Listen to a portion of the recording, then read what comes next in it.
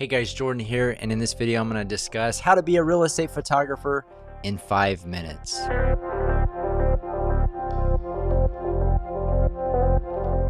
Alright, so before I get started, if you're new to real estate photography or are interested in learning more about the topic, make sure to subscribe to my channel as I put out a lot of content on this topic. So I just want to go over the basics in this video about real estate photography if you're considering doing it or not. I'll start from just basic principles around real estate photography from a beginner. Obviously, if you're an existing photographer and you have a good grasp on your camera, the learning curve is slightly less, but real estate photography is more of a process than a creative art. So it's, in my opinion, it's pretty simple once you get some practice under your belt. So one of the biggest factors to getting good at real estate photography is definitely practicing and shooting and getting a look and feel for your photos that you want. So anyways, let's talk first about the equipment that you'll need. So you'll need a wide angle lens, whether that is, or ultra wide angle lens, whether that is with your cell phone. So if that's all you have right now, you can get started using your cell phone. Another important thing to make sure that you're shooting in RAW, which is going to give you a lot more details and highlights and shadows. And these are very important for real estate photography because a lot of times with an interior shot, you have a bright window, you have a darker interior, you need to boost up shadows, reduce highlights to make a nice looking image.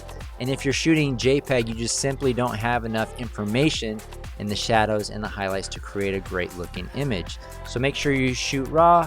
So basic, like I said, basic equipment, ultra wide, shoot RAW.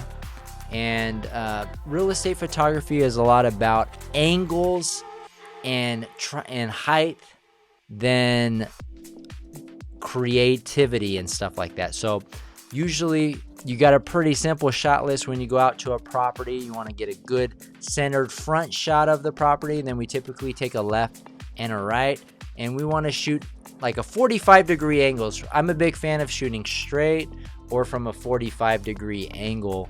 And that holds true from the front to the inside.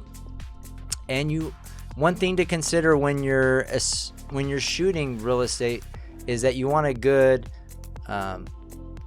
tripod height, or in my case, what I like to shoot with a lot right now is a monopod. But you want to get a good height where you're not seeing too much ceiling. As a rule of thumb, I like to see a little bit more flooring than ceiling, but almost a 50-50. I would probably say like 55% flooring and 45% ceiling. So it's a pretty well balanced. And one thing you want to look for is your lines. You want to make sure that your lines are straight. You don't want to point your camera down or your camera up, because with real estate, you have a lot of wall lines and you have different things. And the standard for this industry is definitely making sure that everything is symmetrical. You want to be centered in your rooms. Just look at lines, how you're flooring, and are you seeing too much of this wall over this wall?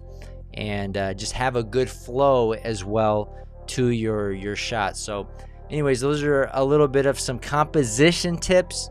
The gear I went over, editing can be very simple. I just put out a editing video about it to learn how to do that. So I'll link to that in the description below if you want to learn the basics of Lightroom. And then at the end of the day, so that's essentially the biggest things with real estate photography, right? Those are the composition things that stick out in my mind. The equipment you need: shoot RAW, shoot straight, corners, and then the editing. Another important thing, which I'll make another video on as well, is the logistics of how you're getting orders from your customers or taking orders. You're getting the photos, and then how are you delivering? So the logistics behind the business aspect of it, and what are some time-saving tools that you can use that'll make your workflow much easier. Because real estate photography, we do typically take 25 to 50 photos per house, sometimes even more. and it's important to have a good workflow so that you can edit efficiently and be able to do as much work as possible and to deliver on time to your customers. So anyways, those are some important principles, but I just wanted to make a quick video just discussing the basics of it. And I have some courses that I've put out on the topic that go way more in depth in certain aspects of real estate photography. I also have a free workshop if you're interested in checking that out. The link will also be in the description below.